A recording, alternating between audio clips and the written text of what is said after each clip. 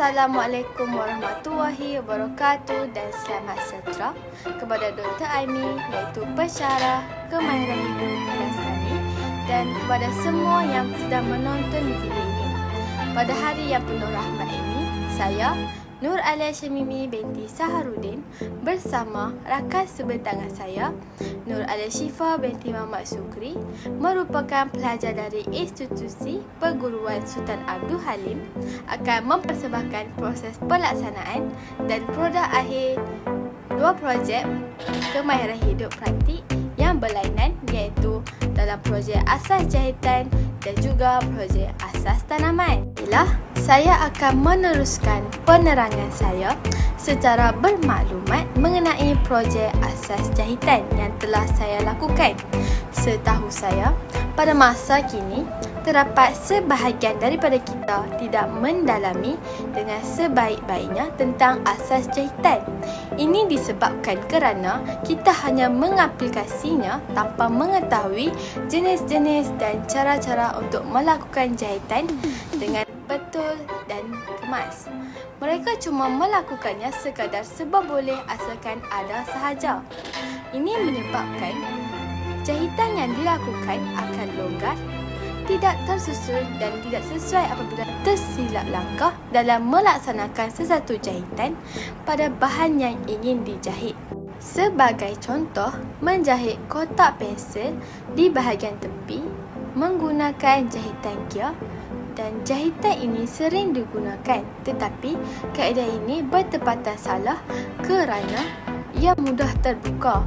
Oleh sebab itu, jahitan yang bersesuaian untuk melakukan jahitan pada bahagian tepi kotak pensel adalah jahitan insan pari dan juga jahitan sembat. Ya, dari penerangan saya sebentar tadi, saya tahu ada yang masih keliru tentang apa itu asas jahitan.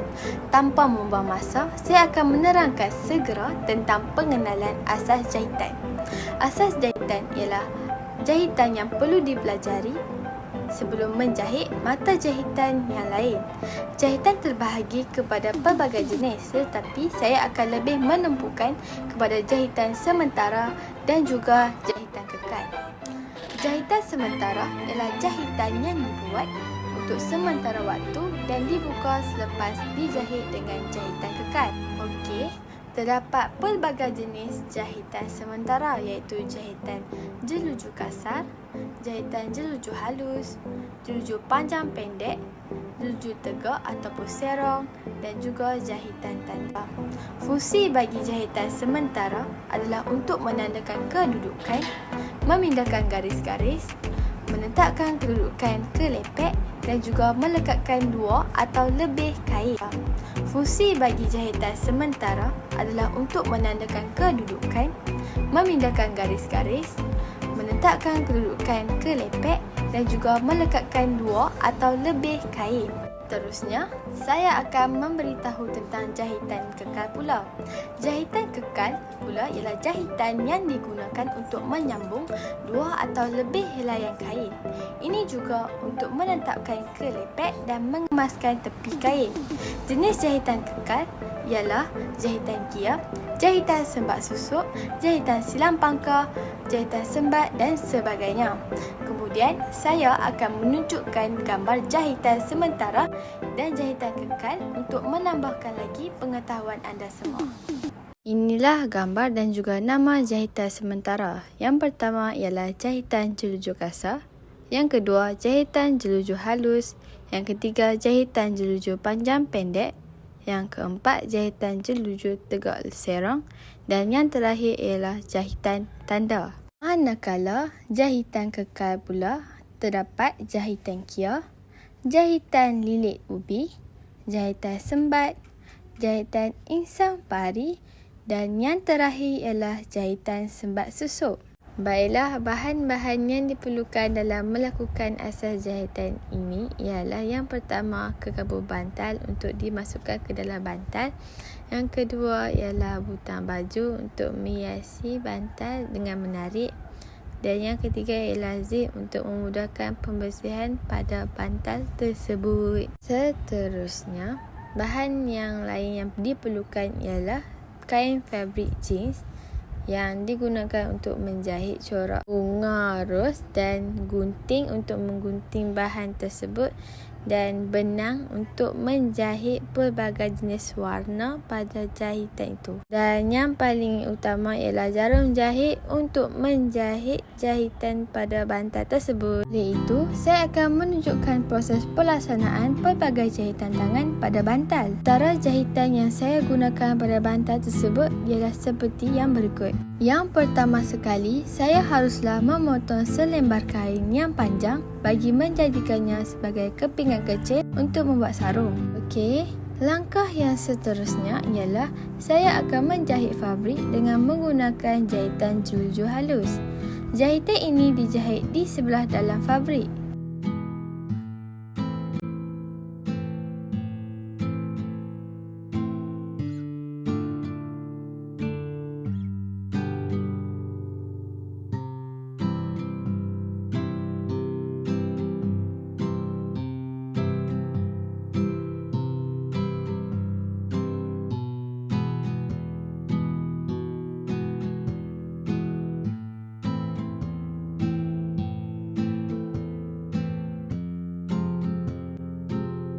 Kemudian, jahitan jelujur halus ini dimatikan dengan jahitan kiar. Setelah selesai membuat jahitan jelujur halus, kita hendaklah melakukan proses pelaksanaan seterusnya, iaitu terbalikkan fabrik yang di sebelah dalam keluar untuk menutup jahitan jelujur halus.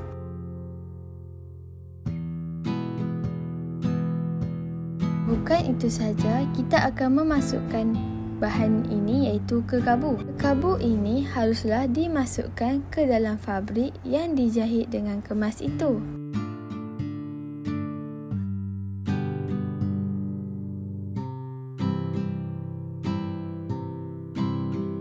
Kekabu ini juga dimasukkan dengan kuantiti yang bersesuaian dengan saiz bantal tersebut. Seterusnya, proses untuk membuat corak sebatang bunga ros. Pada batangnya, saya membuat menggunakan jahitan kiar.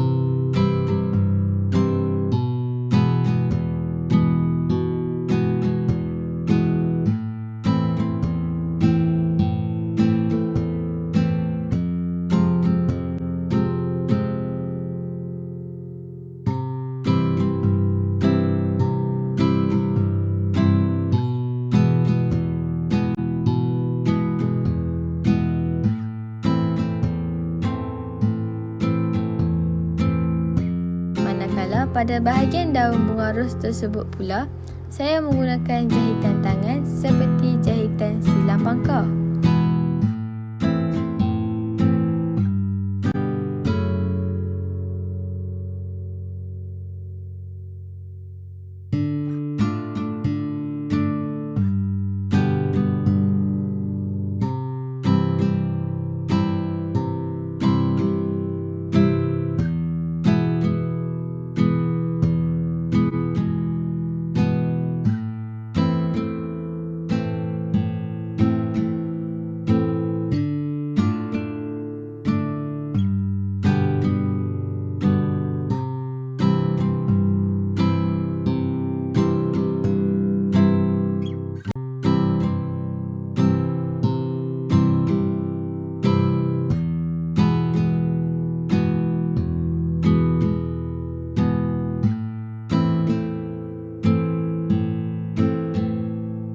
Tambahan pula, jahitan silang pakar ini juga dimatikan dengan jahitan kiau.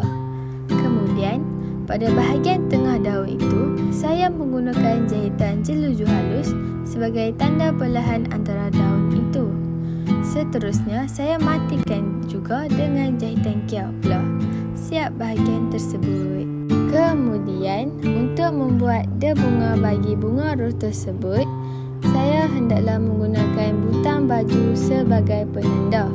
Pada mulanya, saya perlu memasukkan jarum terlebih dahulu ke dalam lubang butang baju. Seterusnya, membuat jahitan pada butang baju tersebut dalam bentuk segi empat.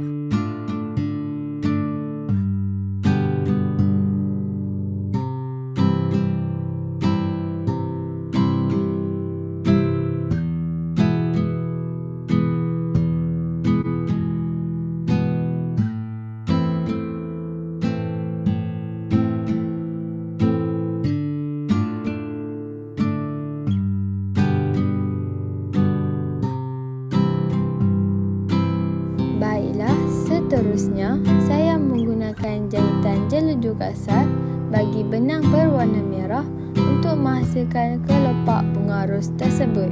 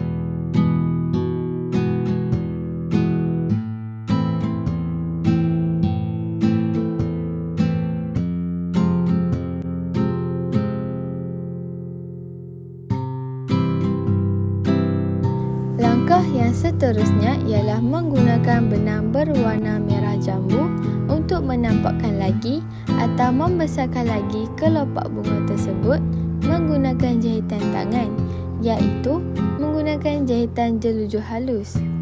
Jahitan jeluju halus ini akan kelihatan lebih jelas dan juga menarik.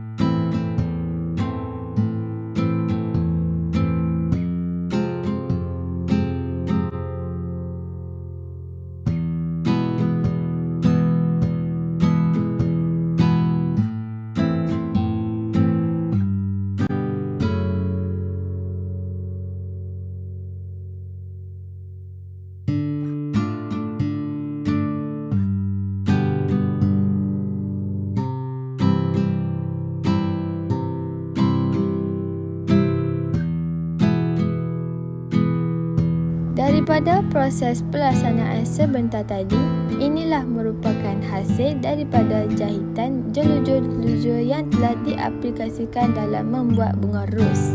Seterusnya, kain yang hasil daripada membuat sekuntum bunga ros itu dicantumkan pada permukaan bantal dengan menggunakan jahitan silang pangkah. Jahitan silang pangkah yang saya gunakan ini adalah supaya kelihatan lebih menarik dan juga lebih tersusun.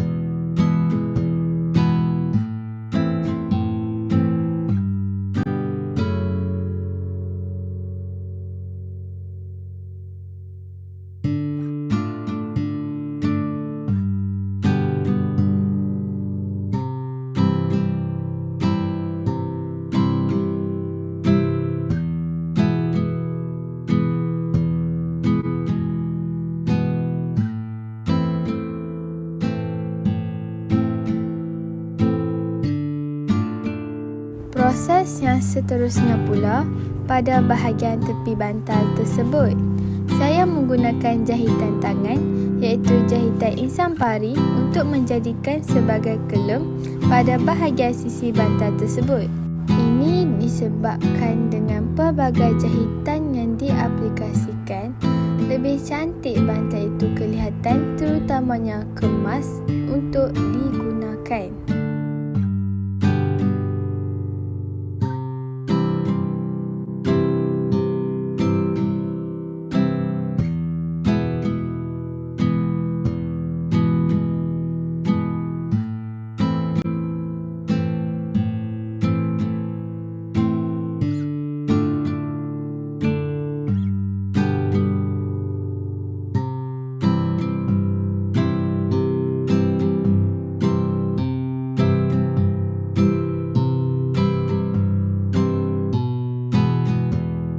Sudah siap, jahitan insang pari dijahit seperti itu.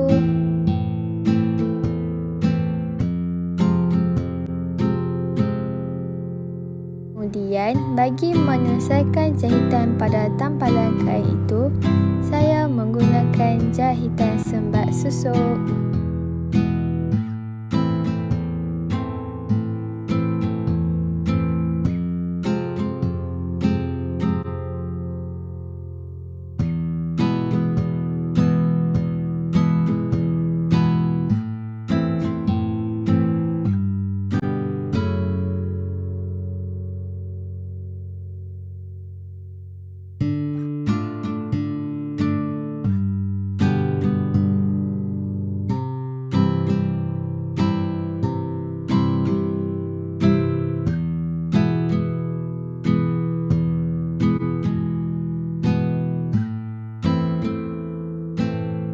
Kemudian, proses bagi melengkapkan zip pada hujung bahagian bantal tersebut, saya menggunakan jahitan tangan iaitu jahitan jelujur panjang pendek. Jahitan jelujur panjang pendek ini diulangkan berulang-ulang kali pada bahagian sebelah zip pula seperti biasa yang dipaparkan di sini.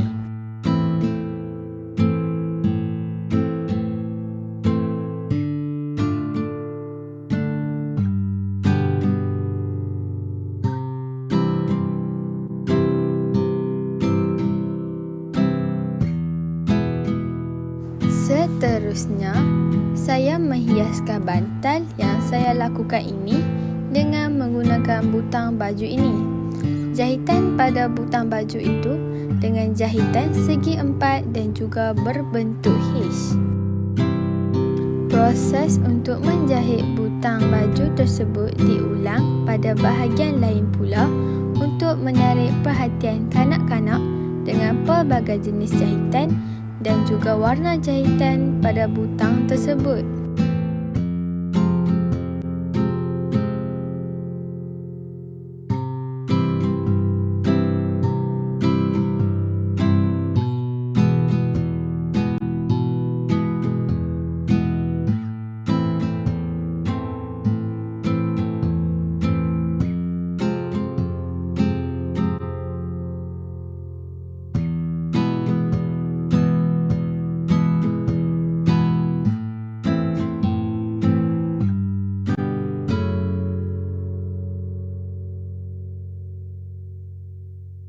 Dan saya juga mematikannya menggunakan jahitan iaitu jahitan kia.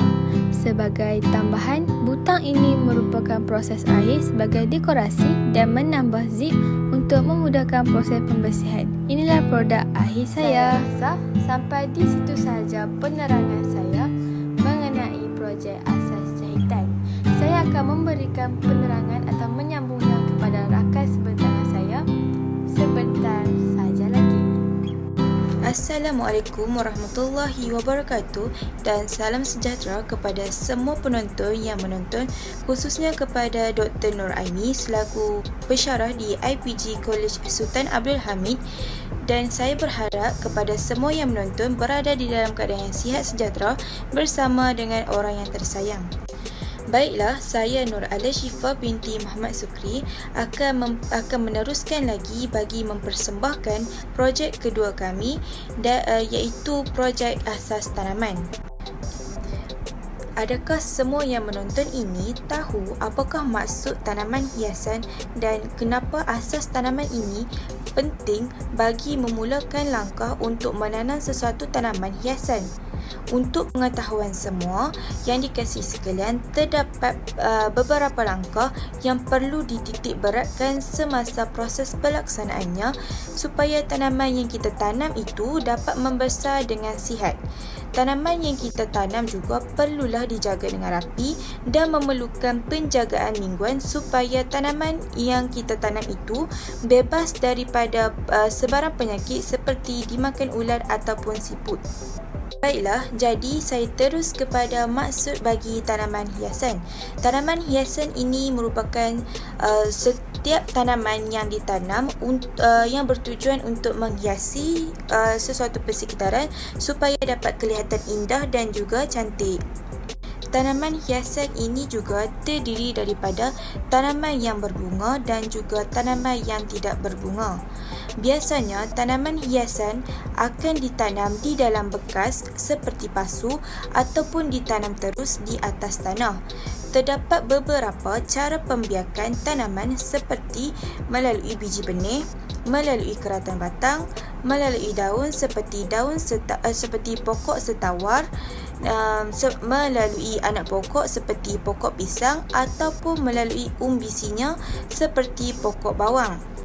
Seterusnya, terdapat langkah-langkah yang perlu kita titik beratkan semasa proses penanaman seperti pemilihan biji benih yang sihat dan matang, pemilihan keratan batang yang sederhana bagi tanaman yang membiak melalui keratan batang, menggembur tanah, membajak tanah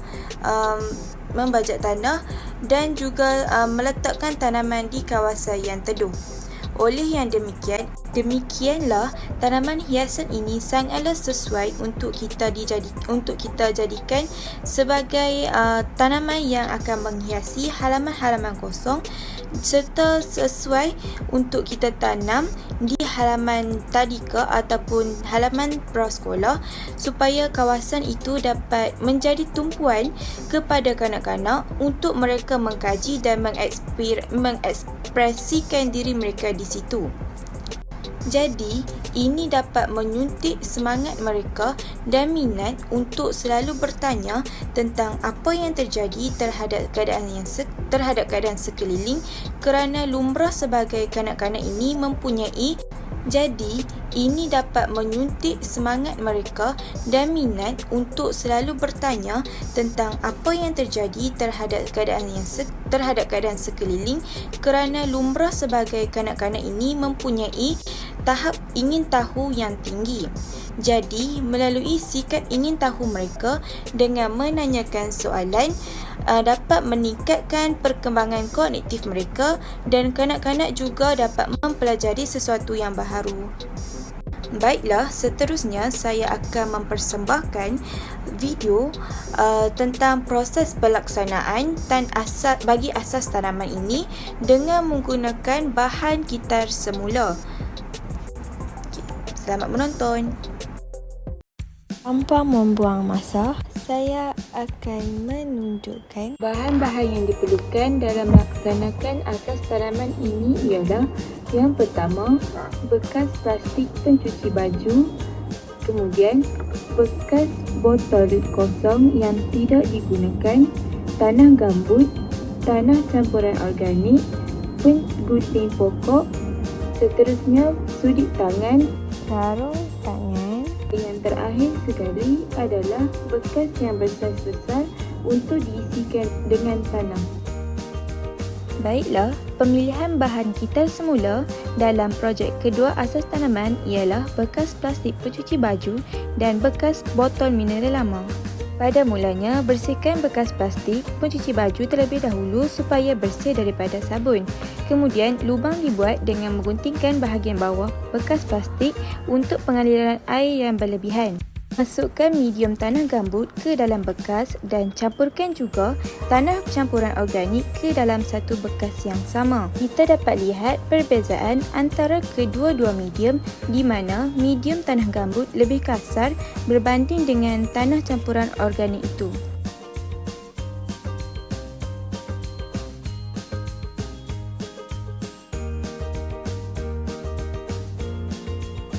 Kemudian, gaulkan kedua-dua medium sehingga sekata menggunakan penyodok tangan.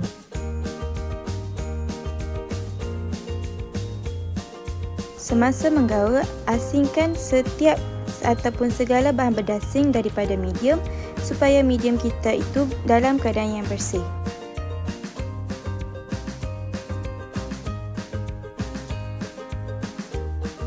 Gaulkan kedua-dua medium secara bersama-sama sehinggalah sekata.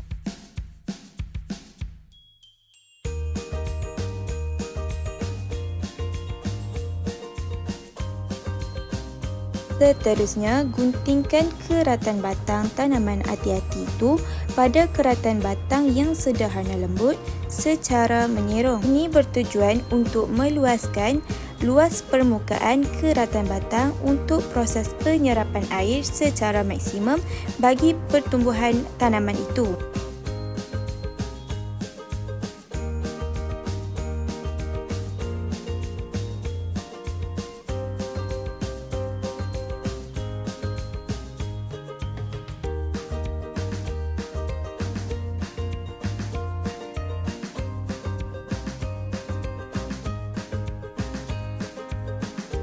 Seterusnya, asingkan dahan ataupun daun yang berpenyakit seperti dimakan ulat, daun yang dimakan ulat daripada batang induknya.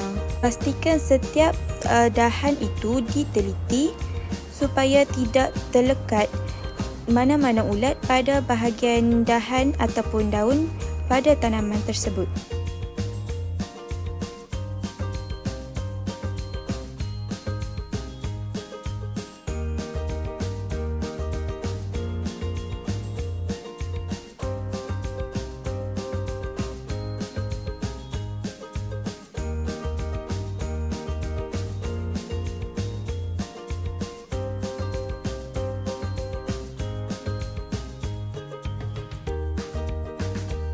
Jadi, langkah yang seterusnya ialah masukkan medium yang telah digaulkan bersama-sama itu tadi ke dalam bekas plastik pencuci baju menggunakan penyodok tangan.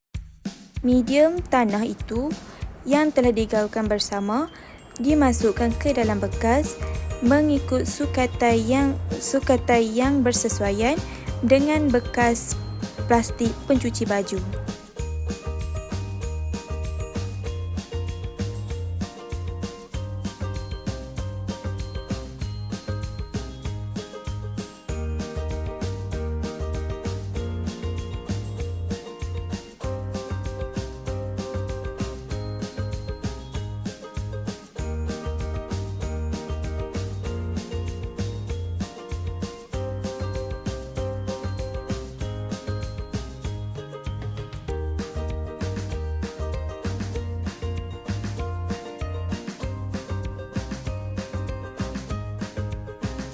Kemudian kemaskan di bahagian tepi bekas plastik pencuci baju itu supaya kelihatan lebih kemas.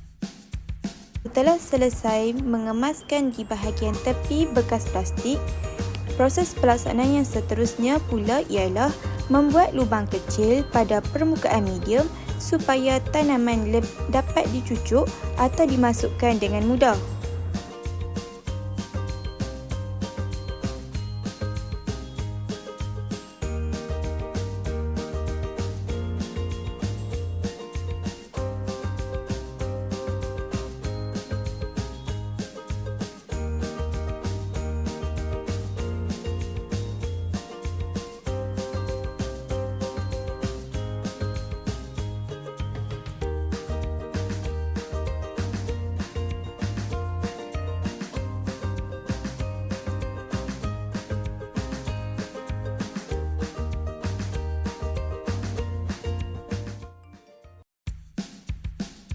Baiklah, bahan kitar semula yang kedua yang saya gunakan dalam projek kedua ini ialah bekas mineral lama yang untuk dijadikan sebagai pasu bunga. Proses yang sama diulangkan seperti pemilihan keratan batang tanaman yang sederhana lembut dan tidaklah terlalu matang.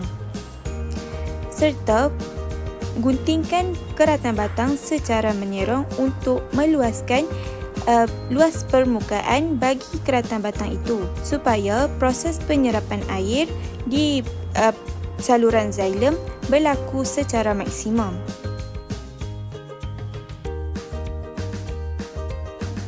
Langkah seterusnya ialah masukkan medium yang telah digaulkan bersama itu tadi ke dalam bekas mineral lama sehingga pada paras yang mencukupi dan bersesuaian dengan bekas mineral lama itu. Sedikit air disiram ke dalam bekas medium supaya kelembapan medium itu dapatlah dikekalkan dan menjadikan tanah itu lembut. Cucukkan batang tanaman ke dalam medium dan siap, dan tidak lupa juga untuk mengemaskan tanaman dengan memenuhkan tanaman dengan pokok ati-ati itu pada ruang yang kosong. Setelah siap, sediakan satu sudut sebagai sudut tanaman hiasan supaya dapat menjadi tumpuan bagi kanak-kanak di halaman tadika. Sekian saja, terima kasih kerana sudi menonton.